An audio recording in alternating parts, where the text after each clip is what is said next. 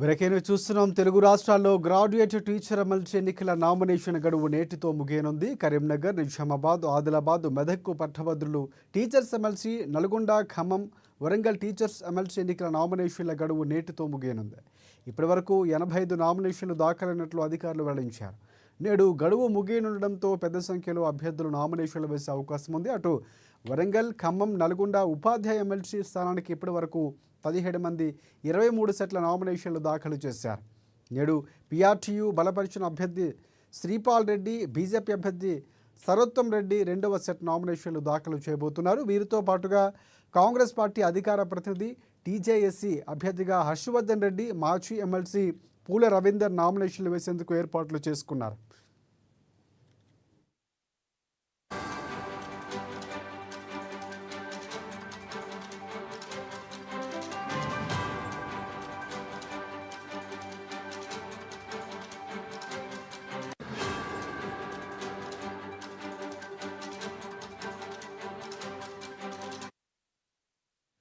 Right, ఇక ఏపీలో చూసుకుంటే ఉభయ గోదావరి జిల్లాల గ్రాడ్యుయేట్ ఎమ్మెల్సీ ఎన్నికలకు సంబంధించి ఇప్పటి వరకు 20 మంది అభ్యర్థులు నామినేషన్లు దాఖలు చేశారు. మరోవైపు నేడు Guntur collectorate PDF graduate MLC అభ్యర్థిగా లక్ష్మణరావు నామినేషన్ వేయనున్నారు. ఇక రేపు నామినేషన్లు పరిశీలించబోతున్నారు ఎన్నికల అధికారులు. ఈ నెల 13వ తేదీ వరకు ఉపసంహరణకు గడువునిచ్చింది ఈసీ. ఈ నెల 27వ తేదీన పోలింగ్ జరగనుండగా మార్చి 3న కౌంటింగ్ చేస్తారు. అయితే ఉభయ గోదావరి జిల్లాలో మొత్తంగా 3,15,267 మంది గ్రాడ్యుయేట్ ఓటర్లు ఉన్నారు. దీంతో 440 పోలింగ్ స్టేషన్లు ఏర్పాటు చేసింది EC.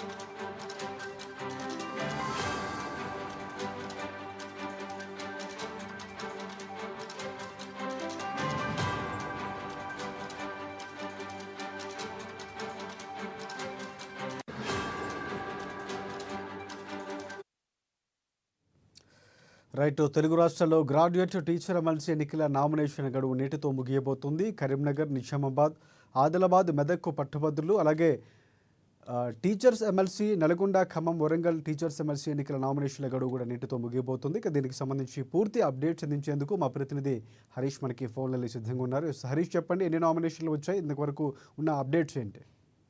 Right, thank you Rajasekhar. Telugu రాష్ట్రాల్లో ఎమ్మెల్సీ ఎన్నికలకు సంబంధించి కూడా నామినేషన్ గడువు ఈరోజు గడువు ముగుస్తున్నట్టుగా చెప్పొచ్చు. ప్రధానంగా కరీంనగర్, నిజామాబాద్, ఆదిలాబాద్, మెదక్ పట్టభద్రుల టీచర్ ఎమ్మెల్సీలకు సంబంధించి కావచ్చు, నల్గొండ, ఖమ్మం, వరంగల్ సంబంధించిన టీచర్ ఎమ్మెల్సీలకు సంబంధించి కావచ్చు, ఇప్పటి వరకు 85 నామినేషన్లు దాఖలైనట్టుగా కూడా రిటర్నింగ్ అధికారులు తెలిపారు.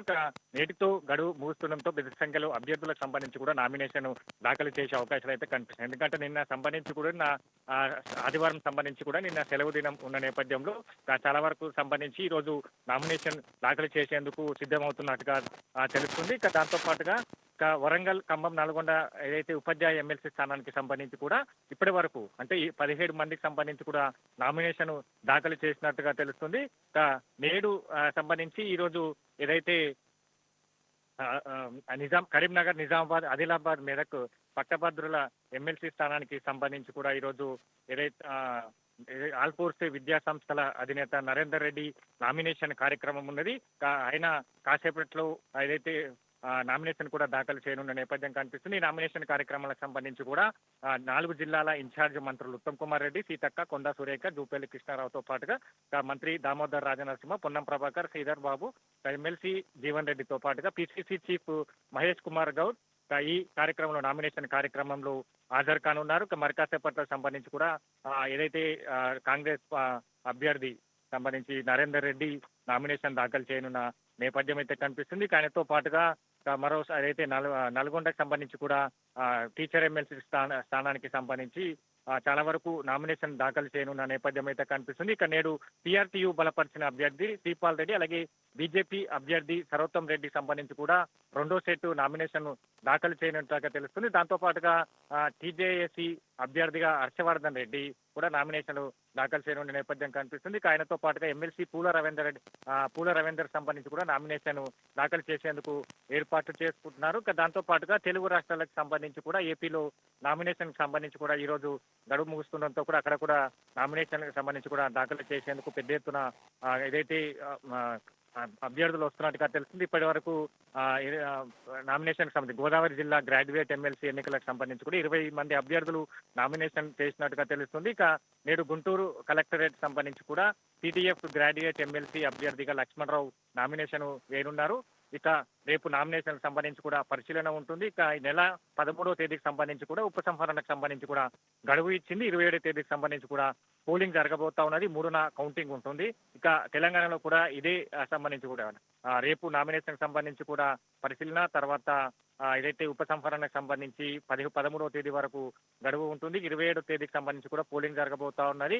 ఇక మొత్తంగా ఒకవైపు బీజేపీకి సంబంధించి అభ్యర్థి కావచ్చు, మరోవైపు కాంగ్రెస్ పార్టీకి సంబంధించి కూడా ఏదైతే గ్రాడ్యుయేట్ ఎమ్మెల్సీ అభ్యర్థిగా ఈరోజు నరేందర్ రెడ్డి నామినేషన్ దాఖలు చేయనున్నారు. మరోవైపు నల్గొండ సంబంధించి ఖమ్మం, వరంగల్ టీచర్ ఎమ్మెల్సీ అభ్యర్థికి సంబంధించి కూడా కాంగ్రెస్ పార్టీ నుంచి ఇక వామపక్షాల సంబంధించిన ఏదైతే యూనియన్స్ ఉంటే అభ్యర్థిని కూడా బలపరిచేందుకు సిద్ధమవుతున్నట్టుగా తెలుస్తుంది. ఇక దాంతో పాటుగా బీజేపీకి సంబంధించి కూడా టీచర్ ఎమ్మెల్సీతో పాటు పట్టభద్రుల ఎమ్మెల్సీలకు సంబంధించి కూడా నామినేషన్ దాఖలు చేస్తా ఉన్నది.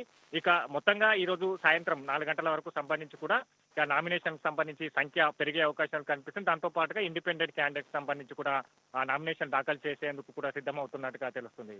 Rajasekhar, thanks for updates Harish.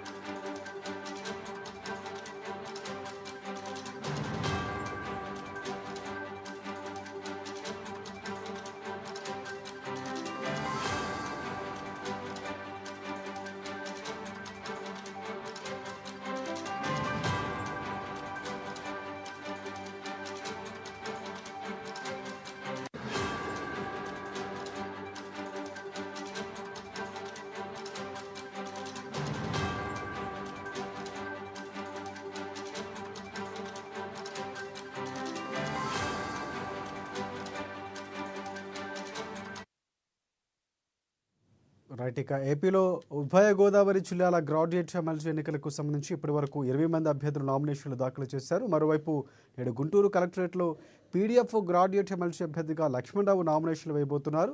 రేపు నామినేషన్లు పరిశీలించబోతున్నారు. ఇదే అంశానికి సంబంధించి పూర్తి అప్డేట్స్ అందించేందుకు ఏపీ నుంచి మా ప్రతినిధి శ్రీధర్ మనకి ఫోన్ లైన్లో సిద్ధంగా ఉన్నారు. సో శ్రీధర్, చెప్పండి, ఏపీలో ఈసారి 2 రాష్ట్రాల్లో అవుతుంది. ఏపీకి సంబంధించి ఎన్ని నామినేషన్లు ఇంతవరకు దాఖలయ్యి పెరిగే అవకాశం కనిపిస్తుందో పూర్తి అప్డేట్స్ ఏంటి?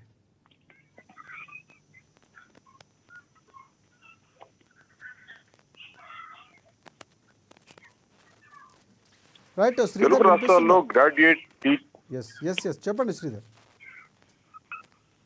తెలుగు రాష్ట్రాల్లో గ్రాడ్యుయేట్ టీచర్ ఎన్నికల నామినేషన్ గడువు నేడుతో ముగియనుంది. అయితే ఇప్పుడు మనం చూసినట్టయితే నా ఎమ్మెల్సీ ఎలక్షన్ అయినప్పటికీ కూడా దాదాపుగా పరిస్థితి సాధారణ ఎన్నికలను కనిపించే విధంగా కూటమి ప్రభుత్వం, ముఖ్యంగా చంద్రబాబు నాయుడు ఈ విషయంలో శ్రద్ధ వహించడం జరిగింది. ఎందుకంటే గ్రాడ్యుయేట్స్ ద్వారా ప్రభుత్వం సంబంధించిన ఒక నిబద్ధత అయిన అంశం ప్రజల్లోకి వెళుతుంది. గ్రాడ్యుయేట్స్ ఈ ప్రభుత్వం ఏం చేయబోతుంది అనే విషయంలో ప్రజాక్షేత్రానికి సమాచారం తీసుకువెళ్తారు. దాదాపుగా 7 లక్షల కోట్లతో ఇక్కడ పరిశ్రమలు కానీ ఇతర అభివృద్ధి కార్యక్రమాలు కానీ చేసే విషయాన్ని ఈ గ్రాడ్యుయేట్స్ ఎన్నికల ద్వారా ప్రచారం నిర్వహించి ఇటు కూటమి ప్రభుత్వం ఒక సామర్థ్యాన్ని తెలపాలని చంద్రబాబు భావించారు. ఇక్కడ మనం చూసినట్టయితే సూపర్ 6 అని కూటమి ప్రభుత్వం ప్రకటించడం జరిగింది. అయితే కొన్ని రాష్ట్రంలో ఉన్న పరిస్థితుల నేపథ్యంలో, ఆర్థిక పరిస్థితుల నేపథ్యంలో వెంటనే చెప్పిన కూటమి ప్రయోజనాలను అందించలేని పరిస్థితి ఉంది. ఈ పరిస్థితిని కూడా తెలియజేసేందుకు గత ప్రభుత్వం రాష్ట్రాన్ని అప్పుల ఊబిలోకి నెట్టింది, ఆర్థిక లోటును మిగిల్చింది అనే విషయాన్ని కూడా తెలియజేసేందుకు ఈ గ్రాడ్యుయేట్స్ ఎమ్మెల్సీ ఎన్నికలను ఉపయోగించుకునేందుకు చంద్రబాబు నాయుడు ఒక వ్యూహాత్మకంగా వ్యవహరిస్తున్నారు. ఇప్పటికే దాదాపుగా ఈ గుంటూరు, ఉభయ గోదావరి జిల్లాల గ్రాడ్యుయేట్స్ ఎలక్షన్ సంబంధించి 20 మంది నామినేషన్లు దాఖలు చేయడం జరిగింది. తెలుగుదేశం పార్టీ కూటమి అభ్యర్థిగా ఆలపాటి రాజా నామినేషన్ దాఖలు చేశారు.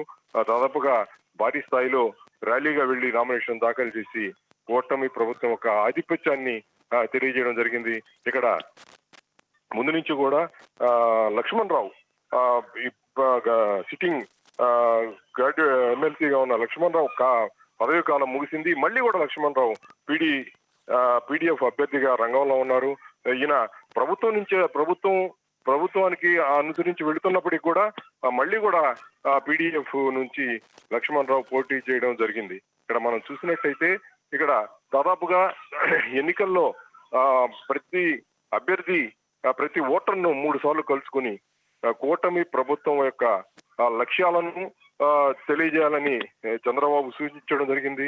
ఈ నేపథ్యంలో ఈ ఎమ్మెల్సీ ఎన్నికలు ప్రాధాన్యతను సంతరించుకున్నాయి. మనం చూసినట్టయితే 2023లో జరిగిన శాసన మండలి ఎన్నికల్లో తెలుగుదేశం పార్టీ విజయం సాధించింది. అక్కడి నుంచి కూడా వైసీపీ పతనం ప్రారంభమైంది. వైసీపీ ఇటు గ్రాడ్యుయేట్స్ నిర్లక్ష్యం చేయడం, ఆ అవకాశాన్ని అదునుగా చేసుకుని ఇటు కూటమి పార్టీలు వైసీపీ నుంచి ఎవరు పోటీ చేస్తున్నారు? వైసీపీ నుంచి ఇంకా ఎవరు పోటీ చేస్తున్నారు అనే అంశం ఇంకా ప్రకటించలేదు. ఈ రోజు చివరి రోజు కనుక ఎవరైనా చివరి క్షణంలో కూడా పోటీలోకి దింపే అవకాశం ఉంది.